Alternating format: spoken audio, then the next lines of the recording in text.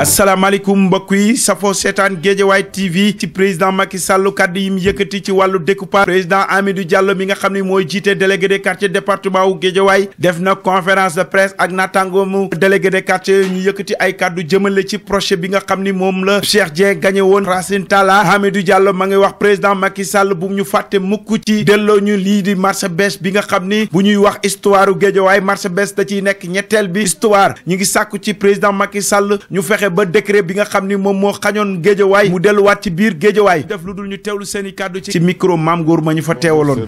Chers invités, moi je me nomme Diallo Hamidou, je suis le président du collectif des délégués de quartier de la commune de Wakhinane Nimzatt.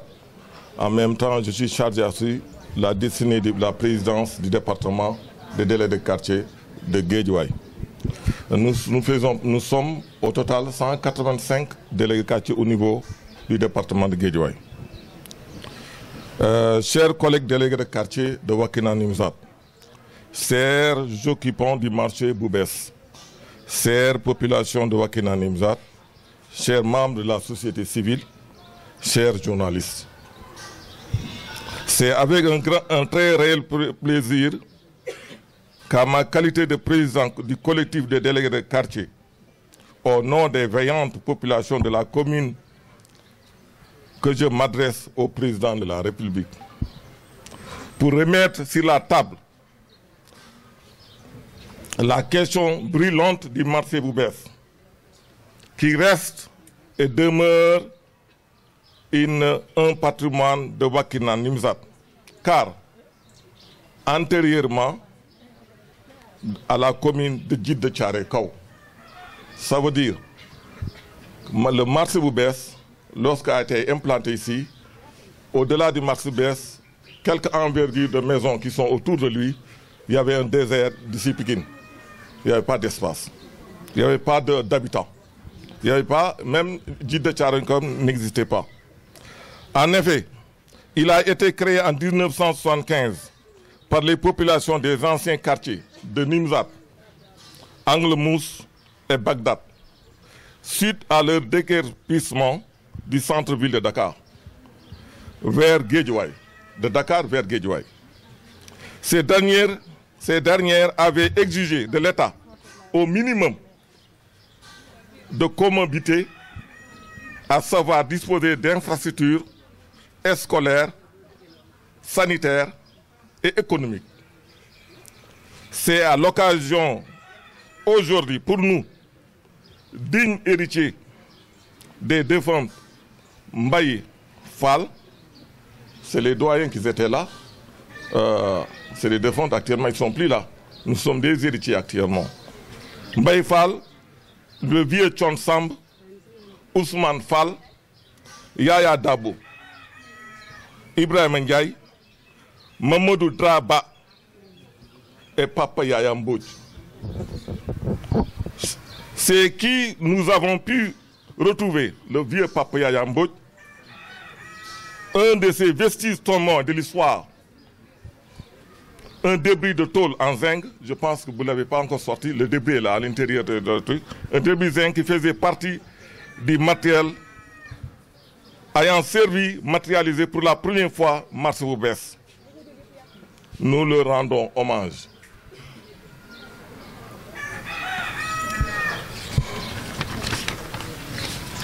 De ce fait, par histoire, sa position géographique et l'origine des propriétaires des biens marchands, marché Boubès appartient bel et bien à Wakhinane Nimzatt. Je dis bel et bien à Wakhinane Nimzatt, marché Boubès. góor ak jigéen mag ak ndaw ñu ngi leen di nuyu kenn ci nekk turam ak santam di leen jaajëfal ci teewaay bi ngeen teew kenn fàbbisiwu leen kenn jëliwu leen seeni kër xam li ngeen bëgg xam li ngeen moom te di ko laaj moo leen fi indi ku nekk ci yéen daa raxatu kër rek ñëw boo tax ñu ngi leen jërëjëfati président Hamidou Diallo nee na ci biir wax ji pour ñoom bëgg mu gàtt 1 minute 30 la ñu am ne dañuy laaj li ñu moom ma ne waxay indi wax ñun bi ñuy jógee Ndakaaru di ñëw fii dañ ne woon ñetti cër moo ñu fi indi jàkka école marché ñu toog ñeenti at Géejawaay jiitoo nañu fi ñeenti at ñun ñii di wax waxi naan Nimzaat fii marché bi ne jiitoo na fi Géejawaay jiitoo na ko ñeenti at ñu lànk ni du ñu ñëw te loolu amul ba ñu nangu ñu indil ñu loola ñu soog a tox su ñëw fi keneen ku ko jël da ngaa bëgg a duufal sa doom waa xam nga ne sa bàyyi moomu ko woon béyu ko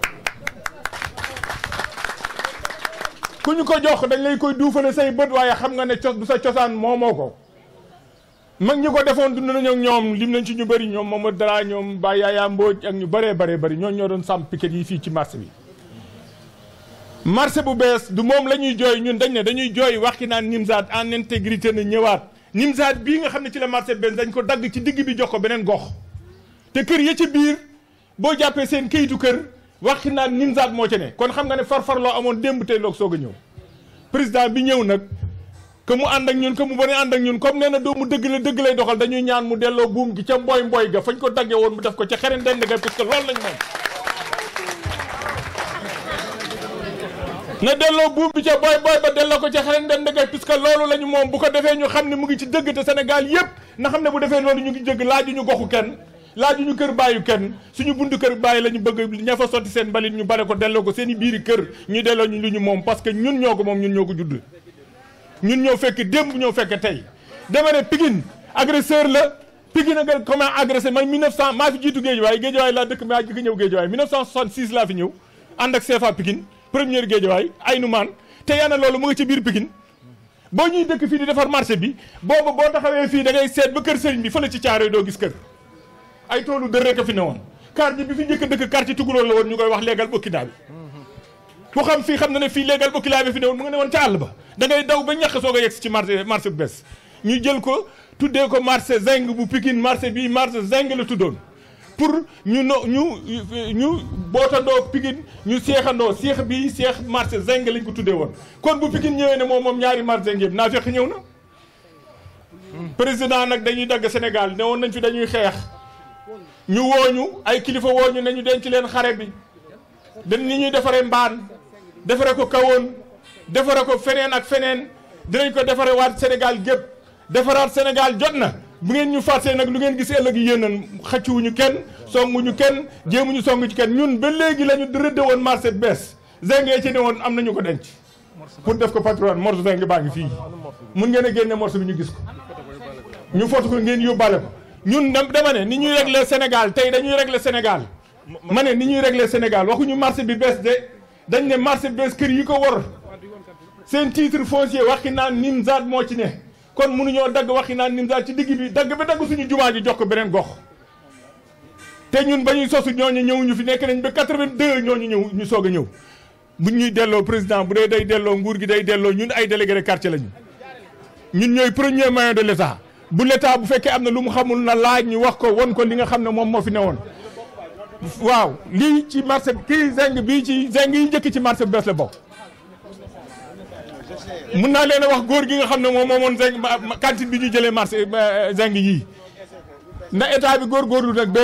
la nga xam ne bii moom la ñu waxoon ak préfet yi wax ko gouverneur yi wax ko tribunal ndax jugement ba mu defoon ne njuumte am na dina dellu si gannaaw ñu denc suñuy balak suñuy fetal ak suñuy jaaj ci biir des ci kàddu des ci ndigal nañu fexe ba bu ñuy réorganiser Sénégal nañ ñu delloo suñuy droit comme ni ñu delloo ñëpp parce que lii ñëpp kat mën nañ ko te nag mag ñi duñ ñu bàyyi ak puso bi ñu nangu mu réer ci suñuy loxo dinañ ci jar ba gar ci suñuy bakkan wasalaam ngeen baal ñaax Nous sommes ici aujourd'hui pour réclamer des choses qui nous sont dues. Comme vous le savez tous, ici à Guédiawaye, le marché bu bees a toujours été un patrimoine de Wakhinane Nimzatt et de Guédiawaye d'une manière générale. Et comme nous le savons tous, le marché a été implanté ici depuis 1975 avec les quartiers de Nimzatt et les quartiers de Nimzatt et de Angalmous. Donc le marché bees a été un patrimoine des populations de Nimzatt et de Angalmous. Et nous qui travaillons ici dans le marché, nous sommes également des habitants de Guédiawaye, de Angalmous et de Nimzatt. Des incohérences ont fait que le marché a été attribué à Djiddah Thiaroye Kao Et en tout cas, nous demandons en tout cas à ce que le marché soit rétabli, que ces incohérences soient rétablis, ces incorrections soient corrigées pour que le marché nous revienne de droit. Man Sada Sall, commerçant, marché bu bees en même temps si délégué marché bu bees waaw lu waraloon ndaje bi sunu collectif délégué de quartier yi ñoo waraloon bés bi woo population Wakhinane Nimzatt pour wax leen pour marché bu bees dellu si Wakhinane Nimzatt ñun ñi nekk fii man dama leen jox benn preuve bu ndaw rek place yu am valeur yu nekk si kaw tali bi yëpp borom bu génn kayit bi délégué de quartier moo la ko jaayoon loolu rek preuve la marché bi ku génn kayitam rek turu délégué de quartier moo si nekk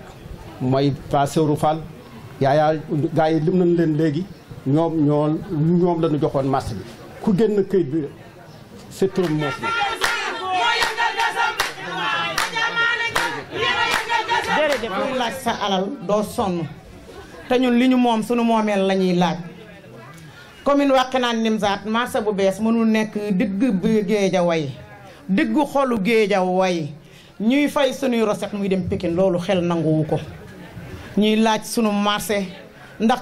kuy laaj sa moomeel yaakaar naa ne waroo sonn te ñun suñu moomeel la ñuy laaj ndax dañoo tuxu si woon ànd ak marché bu bees ak école ak dispensaire kon bu nu bëggee ñëw jël marché bu bees bi kese yóbbu ko Pikine tuddee ko marché Pikine te mu nekk ci xolu Guédiawaye du neex a dégg léegi nag ñuy wax président il est temps pour ñu jot suñu marché la ñu soxla moom la ñuy laaj fu ne ni danoo taxaw nag il est temps parce que lépp jeex na parce que dañoo sangoon benn combat bi ñu songee combat bi suñuy kilifa toog looñu ñu toog bi ñu toogee boobu ba tey yàgg na waxuñu ci ñun dara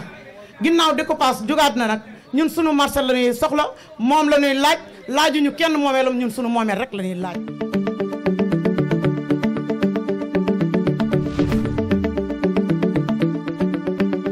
Audio Jungle.